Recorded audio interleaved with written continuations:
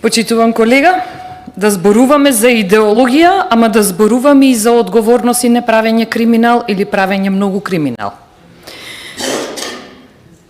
После 9 години министерување во Министерството за внатрешни работи, вие, колега, дојдовте овде и земавте збор да критикувате буџет кој го создава влада, развоен буџет, консолидиран буџет, кој го создава влада која е само 4 месеци.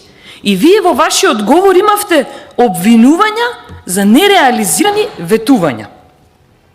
Многу прашувавте зошто. Јас сега ќе ви кажам зошто. Буџетот е таков. Буџетот е таков затоа што со сигурност знаеме дека во 2025 година нема да има. Ама многу имам истражувано за тоа и многу ми е драго вие што се јавивте за да ви објаснам. Затоа што во буџетот 2025 година и во 2025 година нема да сретнете злоупотреба на службена должност за издавање на лични карти и пасоши.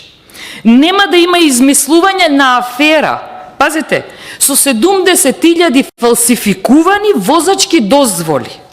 Нема да има незаконско лишување од слобода на лица без покажување на налог или било каков документ. Нема да има незаконско унапредување спротивно на системот на кариера во МВР и закани кон вработени што одбивале да извршат вакви незаконски действија, да ве подсетам, сопруг на ваша колешка од партијата. Нема да има, почитуван колега, вработени да се маваат во пајаци. Ви текнува, нели? Наместо департизација и за нова година да делите 814 партиски книшки, требаше да делите пакетчиња на социјално ранливи категории.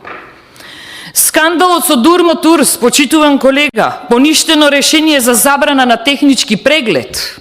2018, 19, 20 година се трошат 8 милиони евра за набавка на 392 возила по поволни услови. Ама знаете за кого поволни услови? Поволни услови за оној што бил во роднинска врска со некого. Ви текнува, нели? И она што е најинтересно,